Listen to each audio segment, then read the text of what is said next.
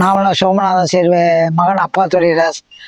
நான் சேந்தனகுடி கிராமத்தில் உள்ள ஜமீன் மெராஸ் குடும்பத்திலிருந்து வந்தவன். இடைநிலை ஆசிரியராக இருந்து கடந்த 2001 ஓய்வு பெற்று இருக்கிறேன். இந்த ஏரியில் நான் முக்கியமாக பாசனதாரர் பாசனதாரரோடு அல்லாமல் இந்த வாய்க்காலை மேற்பார்க்குற ஒரு பொறுப்பு என்னோட அரசு நியமித்த அலுவலர்களை தவிர்த்து இந்த வாய்க்காலை மேற்பார்வை பார்க்குற பொறுப்பும் என்னோட இருந்தது. ஏன்னா நான் ஊருக்கு மேற்காலே வீடு இருந்ததும் இந்த பாசன வசதி எனக்கு தான் முழுசாக இந்த ஏரியிலேருந்து தண்ணி கிடைச்சிது. பாக்கி எல்லாருக்கும் கூட அதிகமாக கிடைக்கல, எனக்கு கிடைச்சது. அதனால என்கிட்ட அந்த தண்ணியை போய் அந்த அணையிலேருந்து தண்ணியை நிறுத்துறதுக்கோ குறைச்சி விடுறதுக்கோ உள்ள அதிகாரத்தை எல்லாம் என்கிட்ட கொடுத்துருந்தாங்க. செஞ்சுக்க வர்றேன், நேரம் வரைக்கும் செஞ்சுட்டு வர்றேன். இடையில இப்போ 5 ஆண்டுகள் நீர்நிலை தலைவராக கூட இருந்திருக்கிறேன். இருந்து இந்த மராமத்துக்கெல்லாம் உதவி பண்ணியிருக்கேன். சேந்தனகுடியிலேருந்து கீரமங்கலத்துக்கு போகிற இந்த பெரியத்தாள் ஊரணி தென்கரையில் கழுங்கடியானுங்கிற கோவிலுக்கும் பக்கத்தில் 2 கல் தூண் இருக்குது. 1730ஆம் ஆண்டில் அமைக்கப்பட்டதாக சொல்கிறாங்க. இந்த தூணு கீழே மழை இருந்தது, எனக்கு தெரிய இருந்தது. ஆனால் அது சேதமடைஞ்சு இதாகிடுச்சு. ஆனால் கல் தூண் இருக்குது.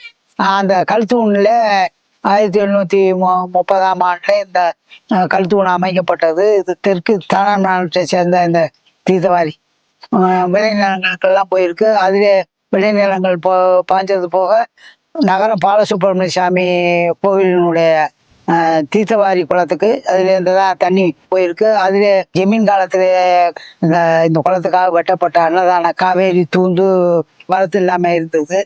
அது 1958 கமலஹாசன் காலத்தில் வெட்டி இந்த ஏரிக்கு தண்ணி அதுலேருந்து தண்ணி வருது. காட்டாறு மாதிரி 40-50 அடி அகலத்தில் இருந்தது.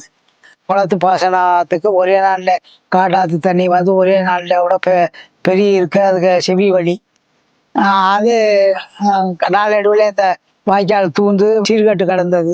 அதை தான் இந்த 1958 இதுக்கு கொத்தமங்கலங்கிற கிராமத்தில் அந்த பழைய அணைக்கட்டு இருந்த இடத்து ஜமீன் காலத்தில் கட்டப்பட்ட அணைக்கட்டில் இருந்து புதுசாக அணையை கட்டி இந்த வரத்து ஏரி அந்த அன்னதான கவரிங்கிற வாய்க்காலை தூத்து 20 அடிக்குள்ளே அதனுடைய அகலத்தை குறைச்சி மேட்டூர் தண்ணி பாயிற மாதிரி கொண்டு அமைச்சிருக்கிறாங்க.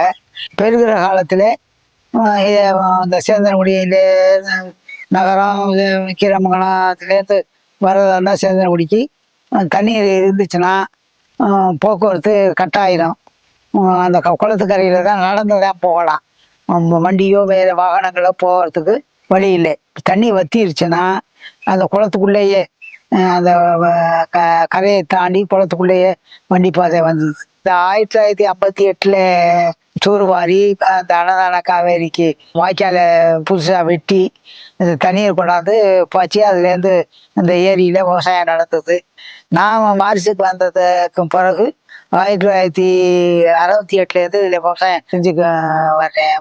எனக்கும் இந்த இதில் 1 ஏக்கர் நிலம், 1 ஏக்கர் நிலத்துலேயே நெல் கடலை 2 பயிரும் போட்டேன். இந்த குளம் எனக்கு தெரியும் 1972 11 அடி பெருகிச்சு. 12 அடி பெருகினால்தான் அதாவது அந்த சர்க்கிளில் தண்ணி விழுகும். ஆனால் 11 அடியிலேயே குளம் நிறைஞ்சிருச்சு. இந்த வாய்க்கால்லையே தண்ணி ஒரு 1/2 கிலோமீட்ரு இந்த தண்ணி வர்ற தண்ணியிலேயே ஏற்று நின்னுது. அதனால நாங்கள் 11 அடி வரையில் நேர்த்திக்கிட்டோம். இந்த 11 அடி பெருகின காலத்தில் வெள்ளை பொன்னியும் 1.5 மாவில் வெள்ளை பொன்னியை 1.5 மாவில் 5020 நடவு நட்டு மகசூல் எடுத்தேன். வணக்கம், என் பேர் கார்ல்மார்க்ஸ், ஊர் சேந்தனகுடி. இந்த கழுங்கு அப்படிங்கிறது எங்களுடைய சிறு வயதுல வந்து ஒரு கோயில் அப்படின்னு தான் நாங்கள் நினைச்சிட்டு இருந்தோம். கழுங்குங்கிற கோயிலுக்கு நாங்கள் முதல்ல வந்து அந்த கோயிலுக்கு நேர்த்திக்கடன் பண்ணிக்கிட்டு கிடாய்கள் வெட்டக்கூடிய பழக்கம் உண்டு. அந்த கோயிலுக்கு கரையில இருக்கும் அந்த கழுங்குங்கிறது, அதாவது அந்த சாமி. அதுலேருந்து இன்னும் பார்க்கும்போது 2 தூண் இருக்கும். ஆனா ஒரு காலத்துல தான் தெரிய வரும், கழுங்குன்னா இந்த சாமி கிடையாது. கழுங்குங்கிறது அந்த 2 கல்லு தான் கழுங்கு. பட் இது வந்து ஒரு முன்கோவில். நாங்கள் சிறு வயசுல அந்த கல்லுல தான் அந்த குளத்துக்கு குளிக்க போயிட்டு அந்த கல்லுல ஏறி குளிச்சு விளையாடுவோம். எங்களோட வயசு பெரிய ஒரு குறிப்பிட்ட வயசை வந்து விவரம் தெரிஞ்சதுக்கு அப்புறம் தான் தெரியும் அது ஒரு வாய்க்கால். சிறு வயசுல மீன் பிடிக்கிறதோ எல்லாமே அந்த கல்லுல தான் எங்களுடைய இதாகும். இந்த தூண் கழுங்கு தூண்ல இருந்தோம். எங்க பக்கத்துல 1 கிலோமீட்டர் இருக்கக்கூடிய ஒரு பக்கத்துல முருகன் கோயில் ஒன்று இருக்கு. இதுக்கும் அதுக்கும் ஒரு தொடர்பு, அதாவது ஒரு சுரங்கப்பாதை இருக்கு அப்படின்னு சிறு வயசுல எங்களுக்கு சொல்லி நம்ப வைக்கப்பட்டது. நாங்களும் அது சுரங்கம் இருக்கு அப்படின்னு நம்பிக்கிட்டு இருந்தோம். அப்புறம் பெரிய ஆள் ஆனதுக்கு அப்புறம் தான் தெரியும் இது வந்து சுரங்கம் இல்லை, ஒரு விவசாயத்துக்காக பயன்படக்கூடிய ஒரு வாய்க்கால் அப்படின்னு. குளத்தோட நடுப்பகுதியில, ஓரளவுக்கு நடுப்பகுதியில இருக்கும். ஒரு 6 அடி 7 அடி தூரம் ஹைட் இருக்கும். நாங்கள் இங்கேருந்து ஒரு குறிப்பிட்ட தூரத்துலேருந்து நீச்சல் அடித்து அந்த கல்லுங்க யார் தொடுறதுன்னு போட்டி வைத்து கொண்டு நாங்கள் வந்து இங்கேருந்து நீச்சல் அடித்து போய் அந்த கல்லை தொட்டுருவோம். தொட்டுட்டு அந்த கல் மேலே ஏறி நின்று பெல்ட்டி அடித்து குதித்து விளையாடுவோம். அப்புறம் இங்கேருந்து தூண்டில் எடுத்துகிட்டு போயிட்டு அதே கல்லில் இங்கேருந்து கொண்டு போய் தூண்டில் போட்டு மீன் பிடிச்சிக்கிட்டுலாம் வருவோம். இந்த மாதிரி மிக ஜாலியாக அந்த காலத்தில் நாங்கள் விளையாண்டுருக்கோம். கழுங்கு சம்மந்தப்பட்ட சில விஷயங்கள் வந்து பாடப்புத்தகங்கள்லாம் வந்துருக்கிறத பார்க்கும்போது கொஞ்சம் பெருமையாக இருக்குது. அதுவும் எங்கள் ஊரில் அது இருக்குங்கிறது எங்களுக்கு இதோட கொஞ்சம் ஒரு பெருமையாக இருக்குது. என் பேர் காத்தர்மர். சேந்தன்குடி அரசு உயர்நிலைப் பள்ளியில் 9ஆம் வகுப்பு படித்து வருகிறேன். 9ஆம் வகுப்பு தமிழ் பாடத்தில் வந்து நீர் இன்றியமையாத உலகில் ராஜராசன் கட்டிய நீர்நிலையில் குமிழித்தும்பை பற்றி படித்தேன். அதை படிச்சுட்டு வந்து இந்த குமிழித்தும்பை பார்க்கும்போது எனக்கு இதுதான் குமிழித்தும்பைன்னு தெரிஞ்சு, நேரில் பார்க்கும்போது இன்னும் நல்லா புரிகிறது. இதை பார்க்கும்போது எனக்கு ஒரு வியப்பு ஊட்டும் வகையில் திகழ்கிறது. ஏரி நிரம்பும் போது நீந்துறதுல வள்ளுவராக இருந்த ஒருவரை வந்து கீழே சென்று அந்த குமிழித்தும்பை வந்து மேல் நோக்கி தூக்குவார்.